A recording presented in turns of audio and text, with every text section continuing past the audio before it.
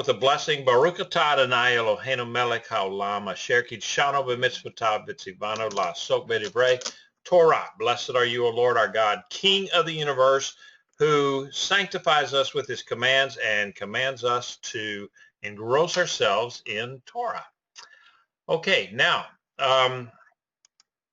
again, we want to welcome everybody here. I am in Dallas. A little bit different kind of a setup today than we normally have, but that's okay. We'll work it out. So today we're going to go through Daniel, starting with Daniel, and maybe we've got some ideas here that maybe we want to talk about. Let me go ahead and I will mute everybody right now, and if you well, it's quiet. I'm just going to leave everybody unmuted, and then that way, if you have something to say, just unmute your mic, and we're good to go. I want to welcome Andres, Lisa, and Monique. This is the first time that y'all have joined us on the class, and so welcome. I enjoy having new folks get online, and this is if you have something to say, go ahead and you can type it in if your microphone is not working, or you just don't feel comfortable to talk. Go ahead and just type it in. I will look at the chat every once in a while, and then we'll go from there. Now, Daniel 7 takes place, it says in Daniel 7:1-3, and we have people that call in on the phones, and so they don't have the screen in front of them, so I always read the scripture. In the first year of King Belshazzar of Babylon, Daniel had a dream, and visions passed through his mind. As he was on his bed, he wrote down a summary of the dream. Daniel said, I was looking in my vision at night, and behold, the four winds of heaven were churning up the great sea, and four huge beasts came up from the sea, each different from the others. Now, basically, we're doing a backtrack. Now last week in the 6th chapter, we saw that Belshazzar was having the big party, and God wrote on the wall, and he couldn't understand it, the writing on the wall, and he called for his advisors. They couldn't read it. So then he called for Daniel, and Daniel, of course, read the thing to him. And that very night, Belshazzar was defeated by Darius, the Mede, and he was dispatched that very night. And basically, it was for the arrogance of taking the golden objects, the golden goblets and so forth, out of the storeroom where they, he had his grandfather Nebuchadnezzar had taken all of the gold and all, the vessels and everything out of the temple, and he had put them away in storage. They cataloged everything, put them in storage, and they'd been there for almost 70 years. And not quite 70 years, because it was later on that the temple was destroyed. But anyway, they'd been in there in storage, cataloged away for a number of years, and then Belshazzar decided, okay, we're going to have a party, and just as a in your face to God, he said, we're going to take the vessels out of the storage, and we're going to drink to our gods using your vessels. And so that was a very fatal mistake. He didn't do too well that night. So anyway, that was what was last week. But now we go backwards. It says in the first year of King Belshazzar of Babylon. Now, Belshazzar only reigned like 2 years, and then his reign ended in his 3rd year. So this was 2 or 3 years before the writing on the wall. And so Daniel had this dream. He would have been somewhere around 78 years old at this time, if my calculations were right. in his late 70s anyway. So I mean, the Daniel, all of our stories, you know, when we were growing up, the stories of Daniel in the lion's den and Daniel and so forth. Um, you know, they always portray Daniel as a young guy, you know, and I just realized that last week was Daniel in the lion's den. It was 2 weeks ago that we did the writing on the wall. But Daniel is he's always portrayed as a young man. And the only part of it that really was the young man was when he was first taken into captivity, and he uh, did not eat the king's meat, and they were exonerated from that, and then Nebuchadnezzar had his dream. So at that point, Daniel was like 17 years old. After that, you know, you don't hear about Daniel until much, much later. And then now we're looking at him and he's about 78 years old.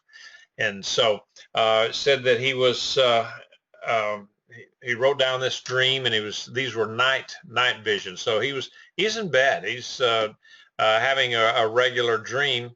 And so Daniel is one thing I noticed about he must have been accustomed to this sort of thing, because you know he was the one that he was like the expert in the dreams. So they would call him if they had dreams, and he wrote down what he saw. Now that's something that people tell me all the time, that you know, if you have dreams, you should write these things down at you know, and that would work. It would really work if I was able to remember it from the time that I woke up till the time that I walk over and or you know, turn on the light, so that I can write something down. My dreams are just gone, but this one was a very vivid dream, and it said that it bothered him a lot. So let's go ahead with the dream. And like I said, if anybody has a comment or something like that, just go ahead and let me know what it is. Let's because this lesson here is really open to interpretation. It is definitely something that you know, we could talk about, and you know, your idea is just as good as mine on some of this stuff. The first was like a lion with eagle's wings. As I watched, its wings were pulled off, and it was lifted off the ground. It was made to stand upon 2 feet like a man, and the heart of a human was given to it. Now, the classic, I think what I'm going to do tonight is go through each one of these and give you the classic interpretations of what these are, because there are some later translations or later ideas as to what these things may be then. So I will we'll go through the classic ones that right now that people say these are. So the first was like a lion, it says, and with eagle's wings. Now here's a picture of it, or a picture that you know, that somebody had come up with, and you know, that's kind of a strange looking beast, but it says it was recognizable.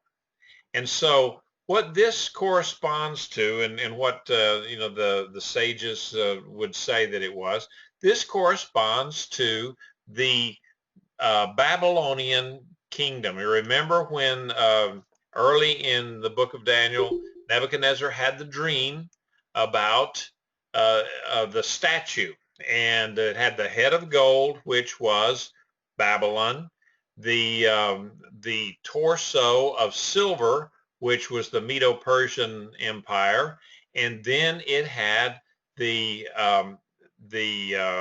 waist of brass, and that would have been the Greek Empire. Then it had the legs of iron, which everyone said would be the Roman Empire, and then the feet of clay, which was after the Roman Empire. Nothing ever again was that much of a monolithic empire than after Rome. But anyway, that's what this would correspond to, would be the empire of Daniel, of Babylon, Daniel was prophesying to Nebuchadnezzar about. And so it says the wings were plucked, the feathers were plucked out, and the lion was made to stand up and given a human heart. So this would imply, again, according to a lot of the sages and the rabbis and Christian commentators and so forth, this would be that Babylon came to an end, and Nebuchadnezzar at one point was kind of considering himself as like a deity or certainly a demigod, something like that, and he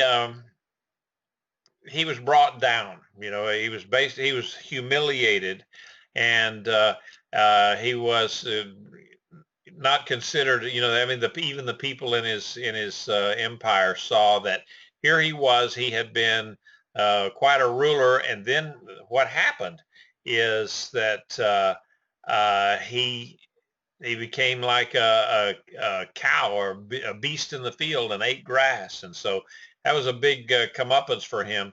And so this lion with the eagle's wings would portray Babylon. Now, the second beast,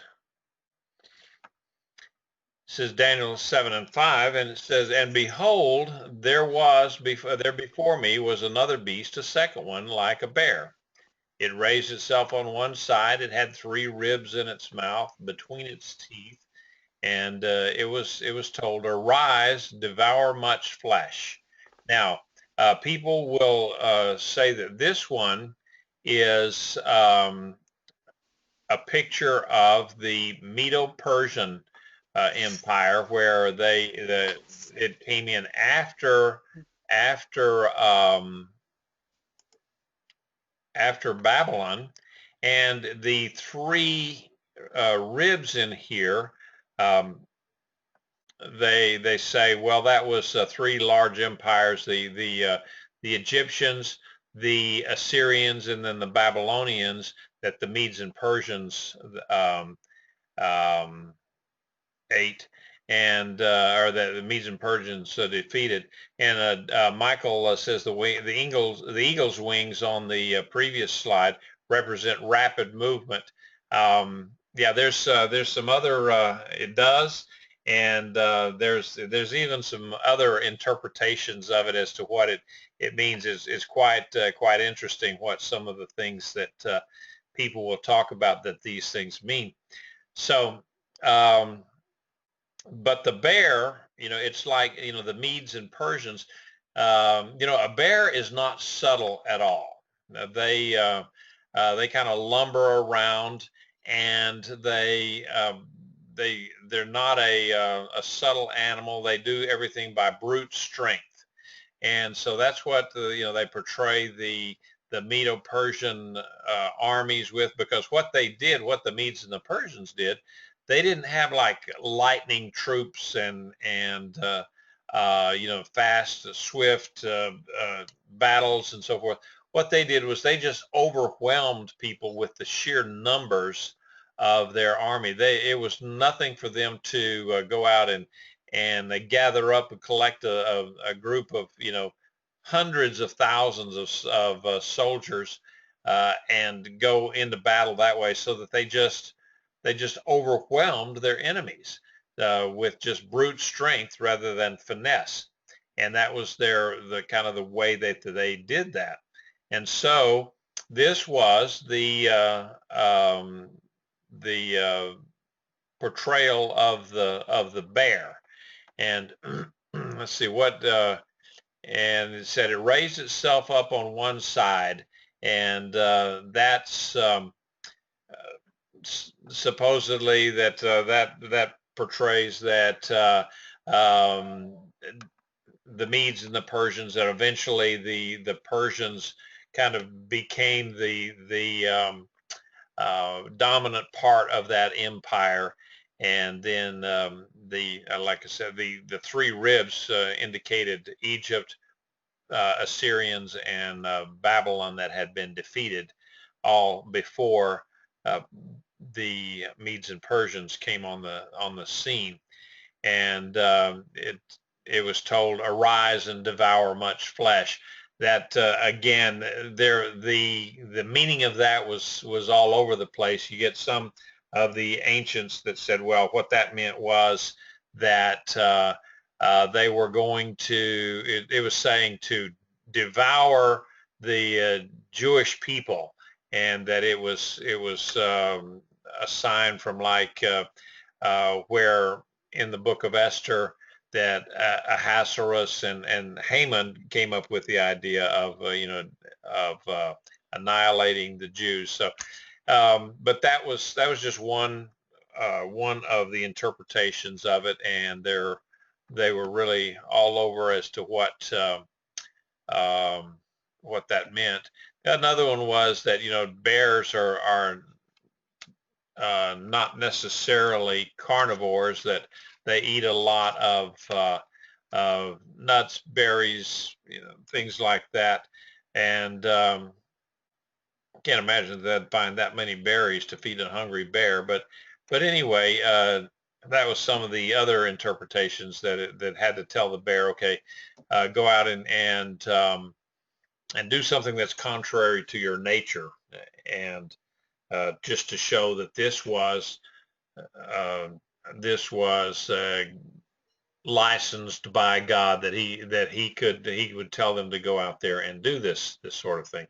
That generally the Medes and the Persians were not terribly terroristic. Like for instance, the Assyrian armies, when they went through 100 years before the Medes and Persians defeated Babylon, the Assyrians were absolutely terrorists, just pretty much like the people of ISIS today are terrorists, and they would terrorize their enemies into submission. And it was then once they conquered them, they terrorized them even again to keep them all in place, in line. So anyway, that's what the second beast was, the bear. And then we got the third beast. After that I looked, and behold, there was another one like a leopard, and on its back it had 4 wings like those of a bird. Note it didn't say, like the eagle's wings. And this beast also had 4 heads, and it was given authority to rule. So here's a representation of the third beast. You note that it has the 4 heads of a leopard and the spots, and then it's got the wings. So now this would indicate speed, and just lightning-like speed. Leopards are one of the fastest animals out there in nature. I think maybe cheetahs are just a little bit faster, but the leopards are very, very fast. I would not want to get into a race where they were chasing me and I had to run from a leopard. It would be a very short race.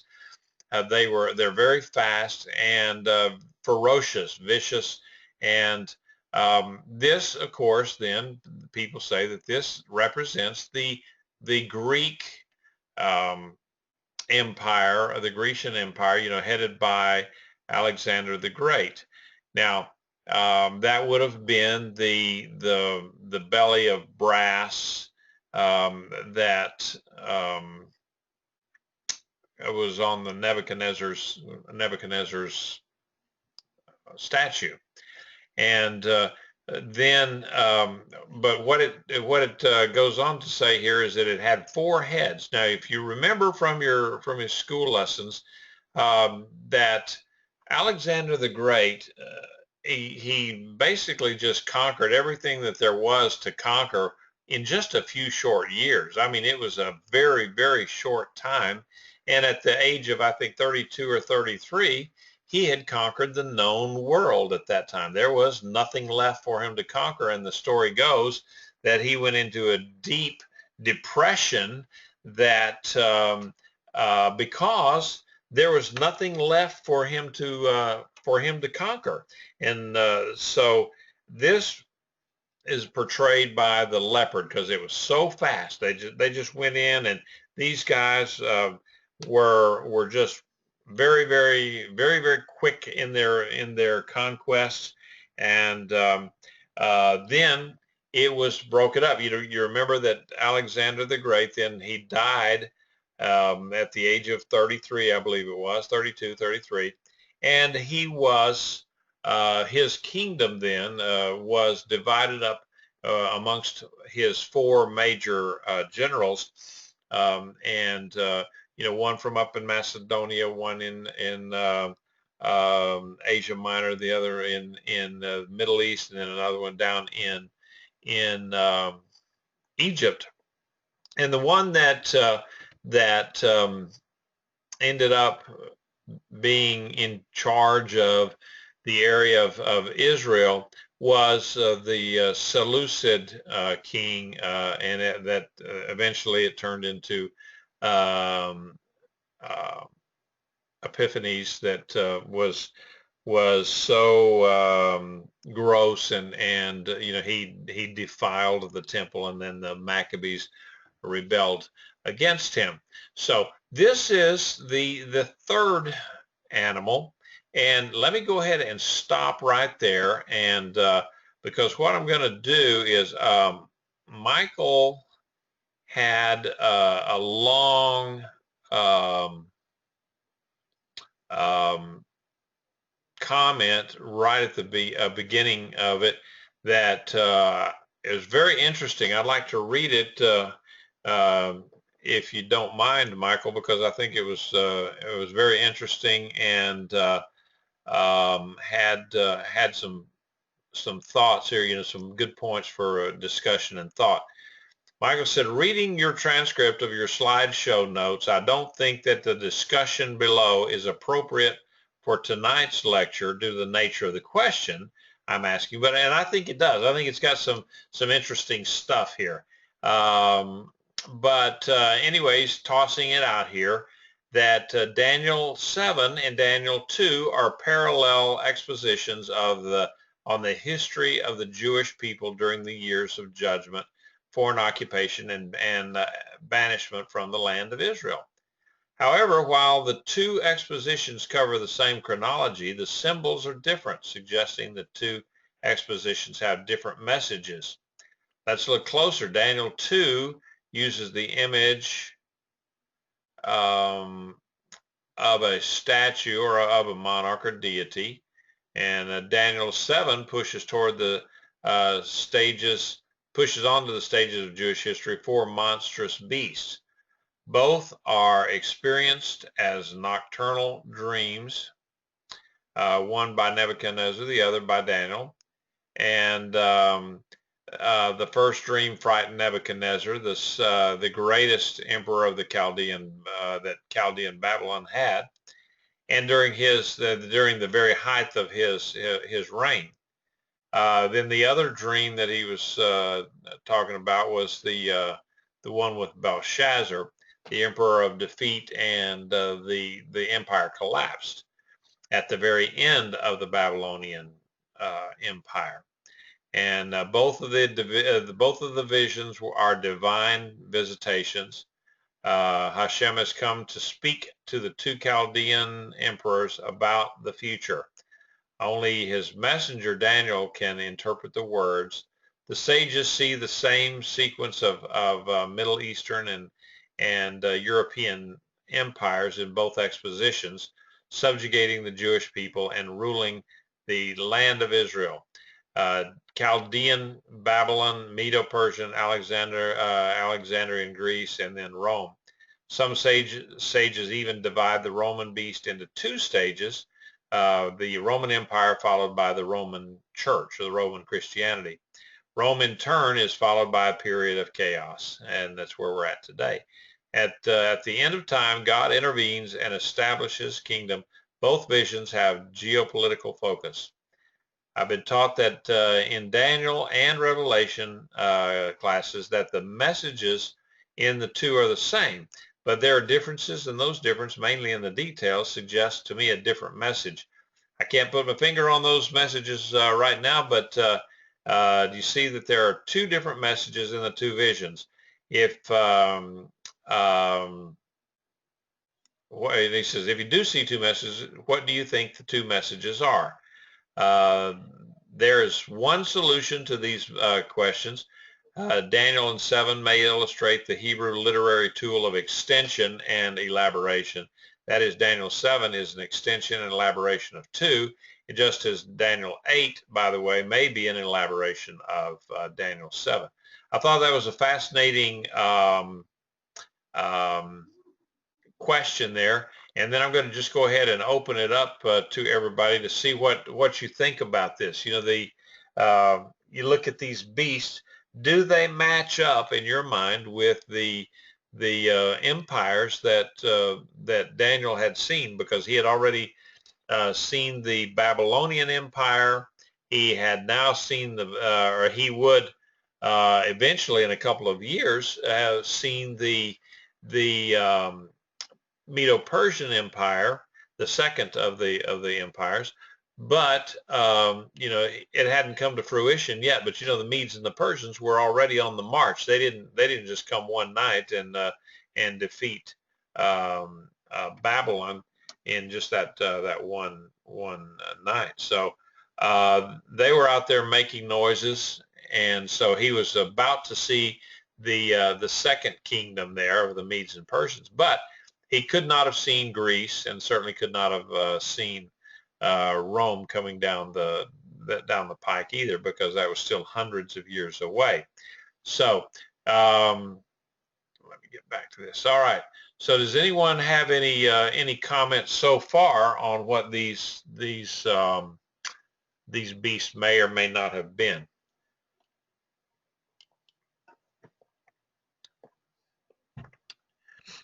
No comments or questions. You know, I'm going to have to really get something controversial one of these days. Just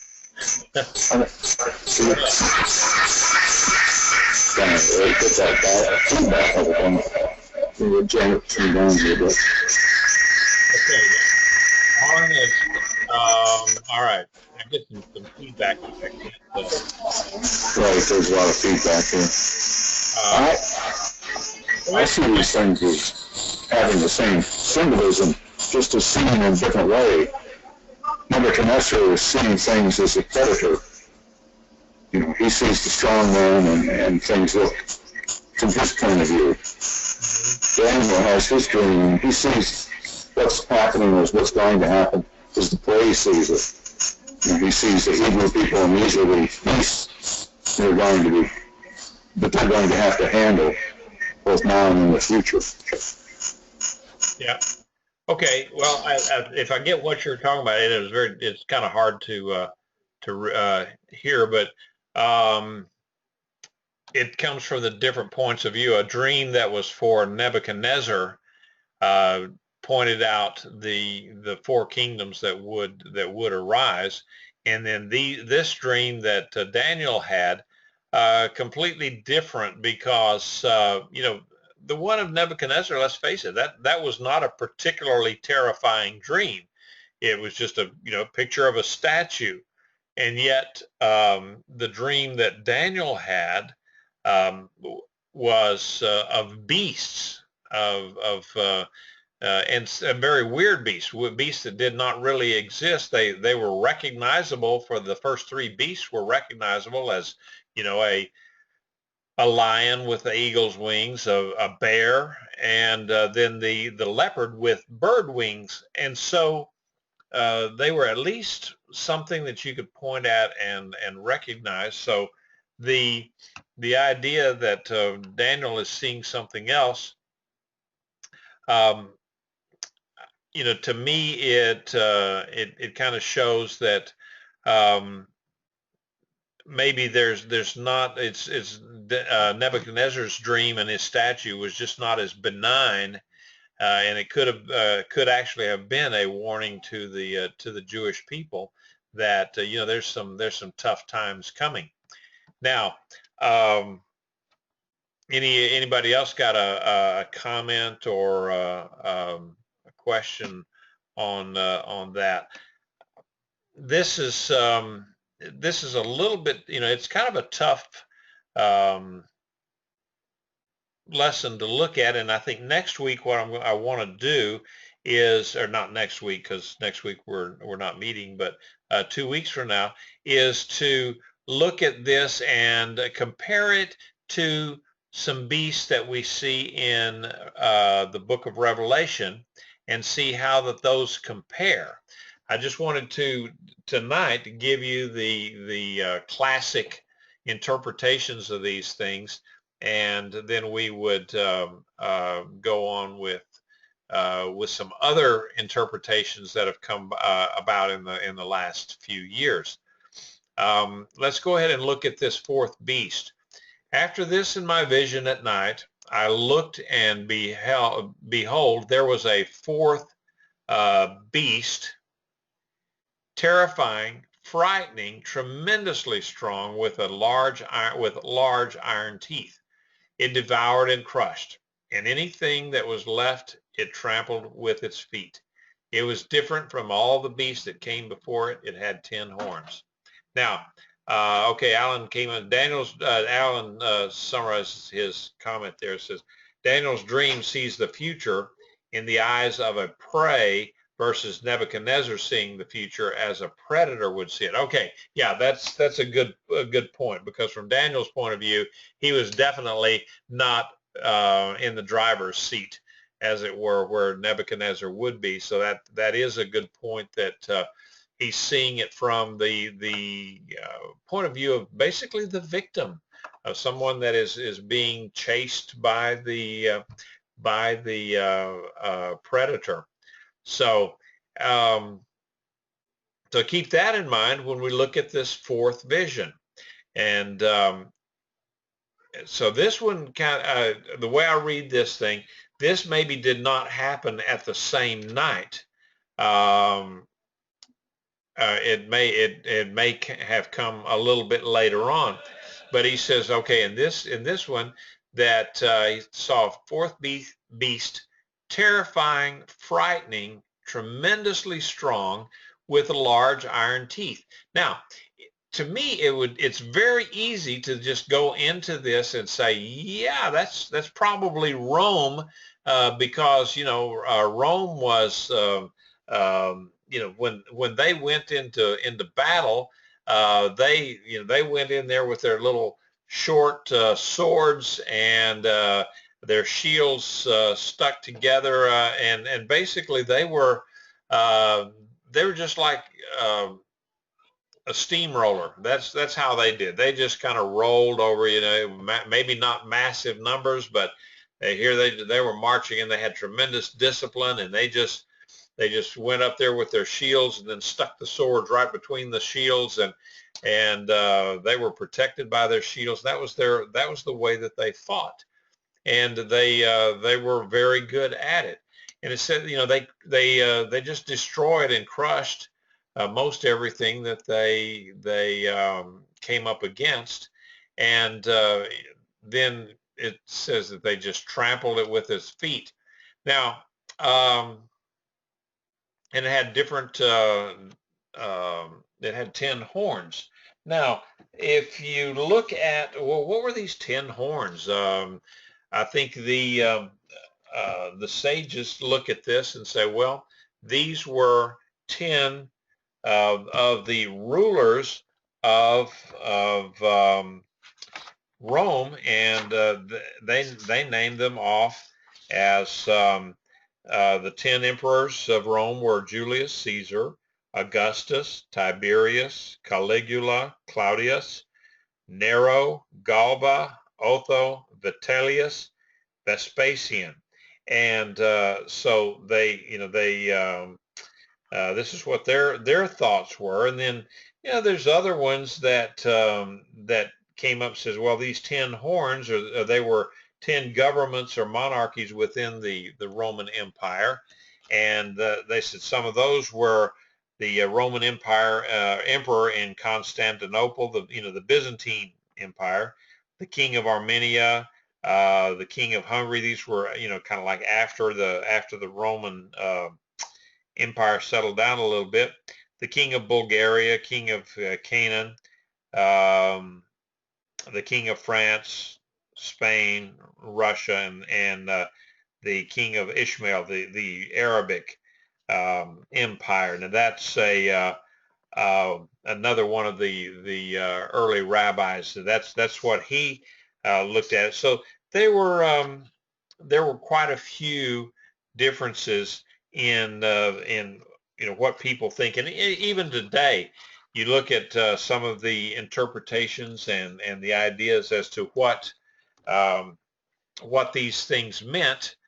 And so the standard thing today is that this represented the Roman Empire, and it was so strong, and because talking about the large iron teeth.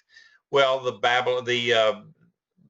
statue that was shown to Nebuchadnezzar was the Roman Empire was portrayed as the legs of iron. So you make the correlation exactly back to all of them, and that's probably as good a interpretation as any, I would imagine. But then here's a picture of it. Now I want you to note that in all of the other descriptions that Daniel had, he somehow was able to show it as some kind of a known animal. In this one, he could not describe it as any kind of a known animal. It was just so fierce, so terrifying, so bad that it defied description. So somebody had come up with this kind of a monster, and you see, it sort of like walks like a man. It has the breastplate kind of a man, and the legs, but it's got a big tail like a lizard or something, and then big claws, iron claws, and then it's got the horns up on top of its head. So very terrifying type of dream there, and a monster. And so Daniel couldn't even describe how it was. And so it was just defied description. So anyway, they say that that's the Roman Empire. Now, and it says, while I was pondering the horns, behold, another horn, a small one, sprang up between them, and 3 of the first horns were uprooted from before it. And behold, this horn had eyes resembling human eyes, and a mouth speaking boastfully. The little horn is interpreted as the spirit of Antichrist. Now, that what is the spirit of Antichrist? Nowadays, and I think Michael and I have talked about this before. Both of us have kind of grown up with the idea of studying eschatology, the study of the end times, from a standpoint that everyone is trying to name the Antichrist. What is the Antichrist? What is it a person, or is it a country, or is it an idea? I've heard so many times that well, the Pope Roman Catholic Pope is, whichever one it's going to be at the time, is going to be the um, Antichrist. It's the spirit of Antichrist. Of course, this kind of interpretation, it's a very solid interpretation coming from all the good little Protestants that they look at the Catholic Church as the synagogue of Satan anyway. So why couldn't the Pope be the Antichrist? And so then there's others that look at different ones that say, well, the Antichrist is going to come from this 10-nation federation of Europe that the Roman Empire is going to be rebuilt again, and it's going to revive a revival of the Roman Empire, and that's where the Antichrist would come from. And what I would say to that is that most of these expositors are Westerners, if not all. They're Westerners, and so they take a very Western point of view on this, and I think that we have to remember, going back, and let's remember this, that the book of Daniel and book of Revelation, all the end time scenarios should be Jerusalem centric. Everything should be happening right there around Jerusalem. So that if that's the center of the world, center of the universe, center of all these stories and all this, the prophecy, then that kind of changes our mind. So many people, I've heard it, all my life, people will ask these prophecy teachers and so forth, well, where's the United States in the end times? Where does it, where can we look and see the United States?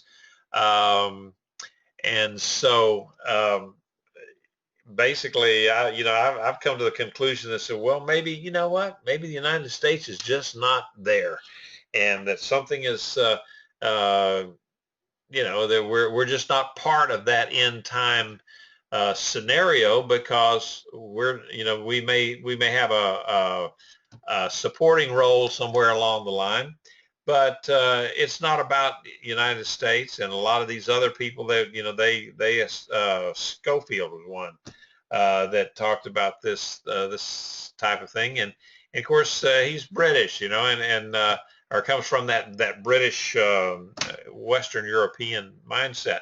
All right, now Michael said that the 10 horns are difficult to identify. Growing up in the Seventh-day Adventist culture, he said, I was taught that Daniel and Revelation intensively, he was taught Daniel and Revelation intensively and exhaustively. So the correct interpretation of the 10 horns was often a test of fellowship. Okay. And he says, I've yet to hear of an interpretation that is reasonable and has a Jewish historical context. And so, yeah, Andres was with us at Tree of Life this week, and he says, this reminds me of the experience of that 15-year-old Natan in Israel. He was a 15-year-old boy that had a kind of a, what do they call that? An out-of-body experience, or a life-ending experience. He was dead for like 15 minutes, and so then he came back, and he was saying that that the Gog of his dream was Obama, and that it represented the United States. Now, when they say that kind of stuff, then my little antennas go up, because again, I think that we should always think of the enemies and so forth of Israel in an Israeli context, and that they're the center of the universe. And so what I would like to propose perhaps is that how about if this fourth this fourth beast was not maybe it was maybe Rome in some aspects, but maybe it had not yet, it was, instead of following exactly on the heels of Greece, that perhaps it was a much future, much later beast, and not particularly like these other beasts that they had. And maybe just consider this, that perhaps this beast was, it could be Islam. And there's some good thoughts about thinking, some ideas um, about this, that in Islam, the Bible. In fact, I think I'll bring out more of this in 2 weeks, because I don't really have the time to expound on it. But look at it that way. This next 2 weeks, I'll give you an assignment. Look up, on the internet or wherever. See if you can Google some of the ideas that the fourth beast of Daniel, Daniel 7, might possibly represent Islamic, I'd say empire, but it was a caliphate, because the other three beasts were, they were geopolitical entities. They were for conquering, and they did not have a particular religion, or there was no there was no deity or religion that was their overriding banner, as it were. Certainly the Babylonians, they were just conquerors. The Assyrians the same way before them. Then the Medo-Persians, they didn't have a real overriding deity that says, yes, we're going to be doing this for whatever their god was. And certainly then the Romans, they had no god. Their only god was Caesar. But then, those were recognizable as just conquering entities. One nation wants to conquer something else.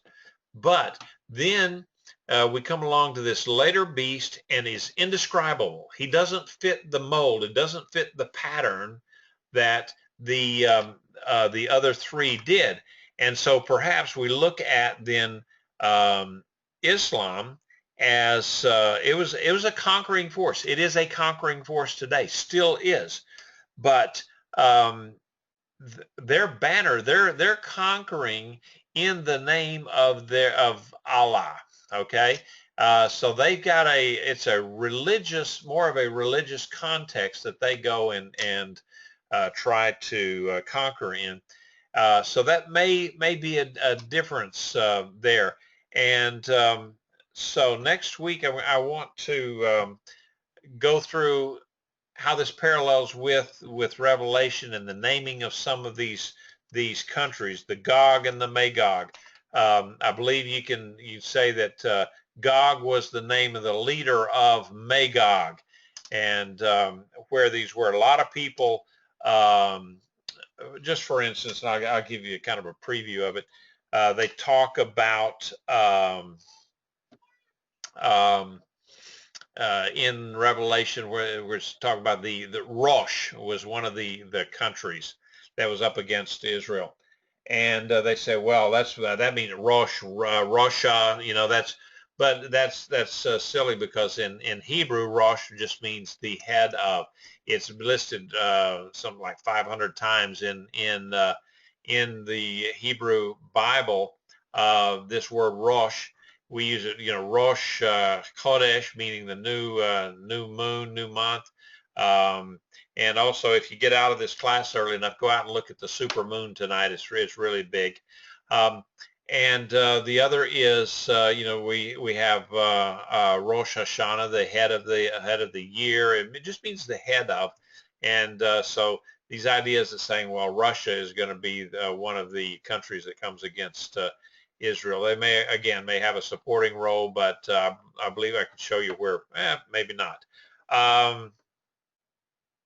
The question was asked, is there the Allah of Islam is actually a moon god, and that I have read that. I believe it to be true because so much of their all their symbols have the crescent moon, and the Allah is a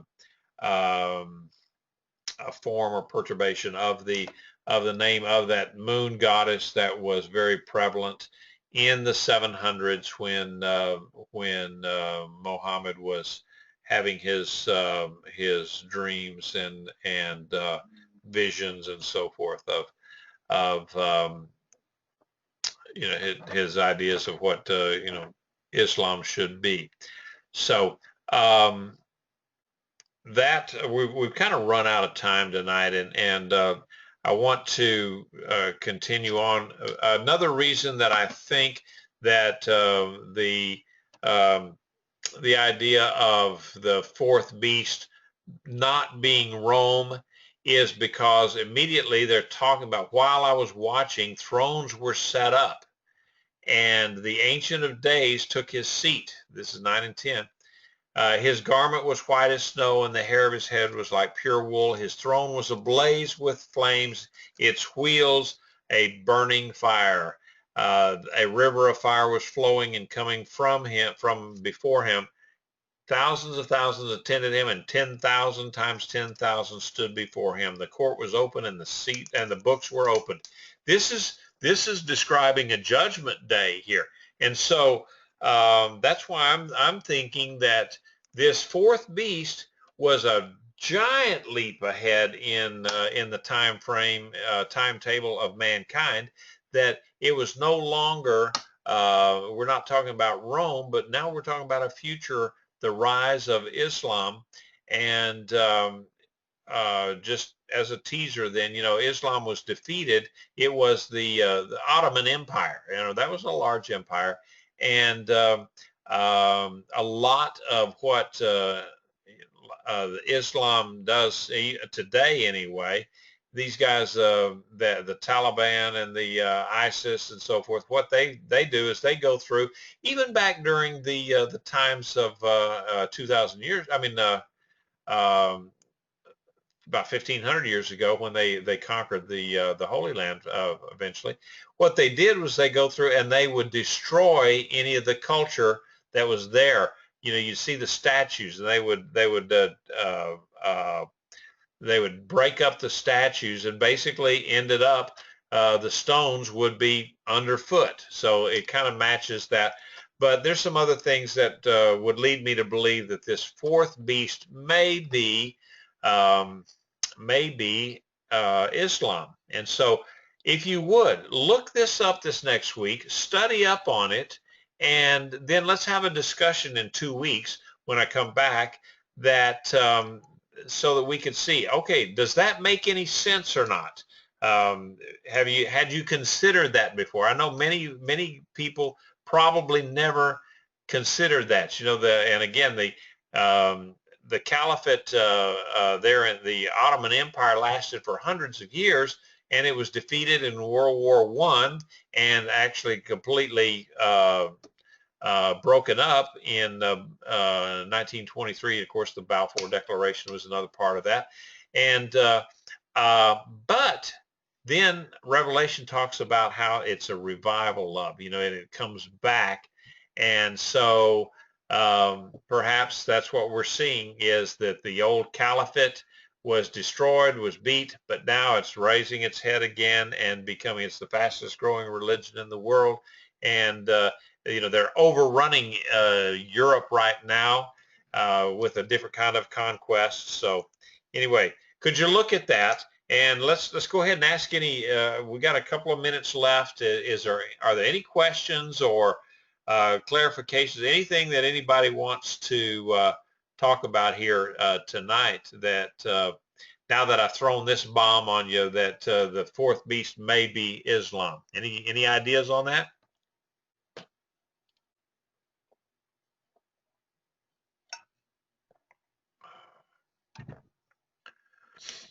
Okay, I just stunned everyone into silence, I guess. Your mics are all open. Anybody who wants to speak, make sure your mic is open too, so you can say anything that you want. Okay, I'm not getting any comments or feedback or anything like that. So if you would though, please look these things up. You might look at guys like perhaps Joel Richardson. Look at some of his stuff. He's got some excellent stuff out there on this very idea. Walid Shubat is another one. And Andres said that he thinks it could be Islam. It's they behead believers, and that's what they talk about in Revelation. Is the preferred method of killing is that they behead people, and that's what Islam does. So there's just a lot of things that make sense. So anyway, look at that, and we'll look at some more things and compare those with what Revelation said.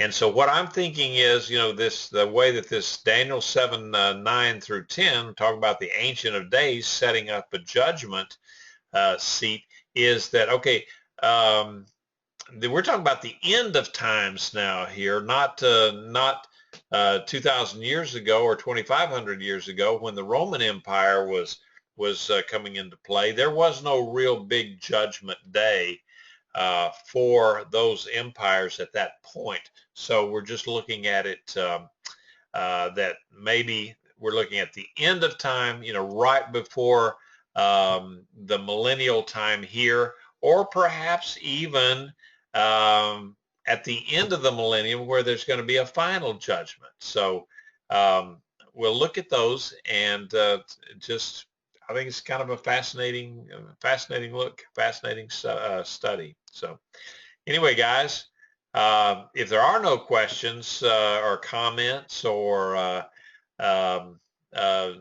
throwing rocks or anything, let's we can go ahead and close up. Bill, I see you got a microphone open there. You want to say something?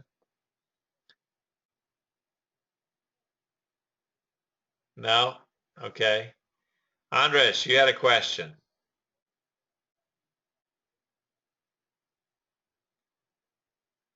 Go ahead and type it in if you got, and I'll apologize for getting your name wrong. Even you'll get a letter in the next day or so that I sent you today, but I misspelled your first name, so how could I do that? But I did. Anyway, all right, I assume you're typing your question. While we're doing that, I'm going to go ahead and sign off on the recording tonight. And again, thanks everyone for coming. And I will get this downloaded and sent to you pretty soon. All right, good night, and Laila Tov and Shavua Tov. Have a good week, and I'll see you in 2 weeks.